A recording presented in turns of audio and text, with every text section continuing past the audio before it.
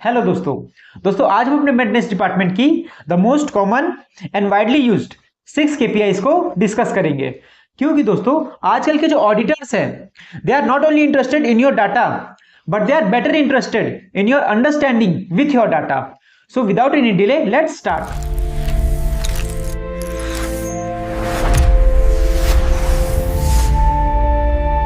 दोस्तों इसके पहले कि हम लोग मेंटेनेंस की केपीआई को डिस्कस करना शुरू करें, सबसे पहले ये जान लीजिए कि हमारी जो मेंटेनेंस की केपीआईज होती हैं ये हमारे प्रोडक्शन की प्लानिंग आवर्स पे डिपेंड करती हैं। Like for how many hours the machines are planned for production.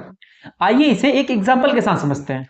मान लीजिए कि हमारा एक प्लांट है जिसमें कि 10 मशीनें हैं और मान लीजिए कि as per hour production schedule हमने इसको 3 शिफ्ट पर डे के हिसाब से for the whole month plan किया। तो प्लानिंग आवर्स कितना होगा? देखिए प्लानिंग आवर्स होगा दोस्तों 3 shifts per day for the number of working days in the month, right. अब सबसे पहले समझते हैं कि number of working hours per shift ये कितना होगा और इस मंथ में नंबर ऑफ वर्किंग डेज वो कितने होंगे, राइट।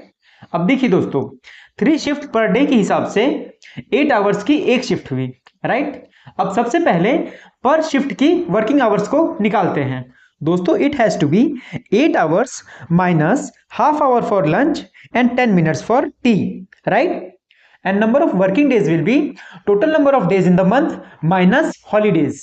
तो सबसे पहले 8 इंटू 60 करके 8 आवर्स को मिनट्स में कन्वर्ट कर लेंगे, फिर उसमें से 30 minutes for lunch and 10 minutes for T इसको माइनस कर लेंगे, फिर जो रिमेनिंग मिनट्स बचेंगे उसको वापस से 60 से डिवाइड करके उसको आवर्स में कन्वर्ट कर लेंगे। ये होगा दोस्तों हमारा number of working hours per shift, right. और नंबर ऑफ वर्किंग डेज के लिए दोस्तों मान लीजिए हमारे मंथ में 30 डेज हैं और उसमें से 4 संडे हैं विच आर हॉलीडेज, राइट। तो हमारा नंबर ऑफ वर्किंग डेज कितना होगा दोस्तों 30 माइनस 4 दैट इज 26, ओके। सो इस तरीके से दोस्तों इसको जब आप सॉल्व करेंगे तो there comes 572 hours for this month. So दोस्तों इस तरीके से हमारा जो नंबर ऑफ वर्किंग आवर्स है, प्लान वर्किंग आवर्स है for this month it comes to be 572 hours, right. अब अगर ये समझ में आ गया हो तो आगे बढ़ते हैं। अब मान लीजिए कि जब हमने महीने भर प्लांट चलाया तो उसमें मशीनों के जो ब्रेकडाउन अकरेंस एंड आवर्स थे वो इस तरीके से थे। अब देखिए दोस्तों this is the breakdown occurrence and breakdown time का record for this 10 machines of our plant throughout the month.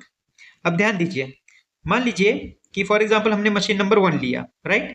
इसमें आप देखिए कि 5 तारीख को इसमें एक ब्रेकडाउन आया है of which is of 20 minutes, right. फिर इसमें आगे दिनों में फिर 15 तारीख को एक और ब्रेकडाउन आया है which again is of 25 minutes, right. इस तरीके से महीने के एंड में जो इस मशीन का जो टोटल ब्रेकडाउन अकरेंस है वो 2 है, जबकि इसका जो टोटल ब्रेकडाउन टाइम है वो 45 मिनट्स है, राइट। इसी तरीके से बाकी मशीनों का भी है दोस्तों। और दोस्तों अगर क्यूमुलेटिव बात करें तो हमारे पूरे प्लांट का जो ब्रेकडाउन अकरेंस है it comes to be 20 NOS and जो ब्रेकडाउन टाइम है it comes to be 540 minutes या फिर कह लीजिए 9 आवर्स, राइट। तो हम कहेंगे कि हमारे प्लांट का जो टोटल ब्रेकडाउन अकरेंस है इट इज 20 NOS, जबकि हमारा ब्रेकडाउन टाइम जो है it comes to be 9 hours. ये तो बहुत आसान था। अब आगे बढ़ते हैं। सो दोस्तों हमने अपने प्लांट आवर्स ऑफ 572 आवर्स इसके अगेंस्ट में breakdown occurrence 20 NOS and breakdown hours of 9 hours ये निकाल लिया। आइए अब अपनी नेक्स्ट केपीआई निकालते हैं which is down time percentage.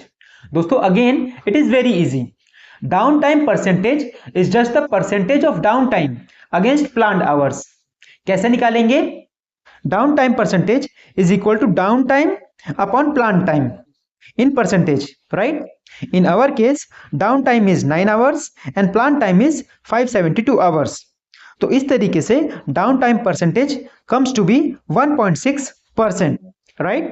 So हमारा downtime percentage कितना निकला 1.6%। मतलब कि दोस्तों हमने जो 572 आवर्स की प्लानिंग की थी उसमें 1.6% इतने टाइम के लिए हमारा प्लांट डाउन रहा और बाकी टाइम हमारा प्लांट अप रहा, अवेलेबल फॉर प्रोडक्शन रहा, राइट। इसी से समझते हैं अपनी next KPI which is availability percentage, a very widely used KPI throughout the industries.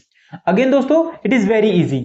Availability percentage is the percent of available time against planned hours. So दोस्तों availability percentage it is equal to total available time upon total plant time. Total available time कैसे निकालेंगे? Total plant time में से total down time minus कर देंगे। In our case, total plant time is 572 hours and total downtime is 9 hours. So 572 minus 9, which again it is divided by 572 hours. On solving, we get 98.4%. So दोस्तों हमारा availability percentage कितना आता है? 98.4%. Very good catch दोस्तों। अगर हमारा down time percentage it is 1.6%, तो definitely हमारा जो अवेलेबिलिटी परसेंटेज होगा it will be 100 minus down time percentage, जो कि हमारे केस में है 100 minus 1.6%, which comes to be 98.4%। Very good. अब आते हैं दोस्तों अपनी main KPIs MTTR and MTBF पे। पहले समझते हैं एमटीटीआर को। MTTR full form mean time to repair. Mean time मतलब होता है एवरेज टाइम, और रिपेयर टाइम मतलब होता है दोस्तों जब तक की रिपेयरिंग चली, मतलब कि down time.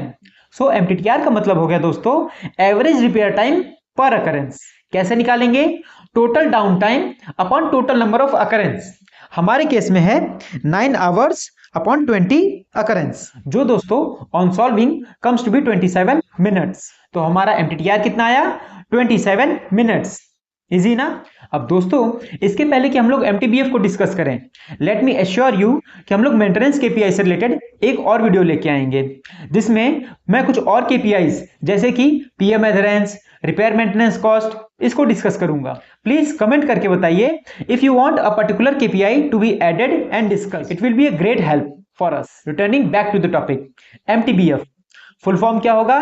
Mean time between failure. Mean time का मतलब आपको पता है एवरेज टाइम। आइए बिटवीन फेलियर को समझते हैं।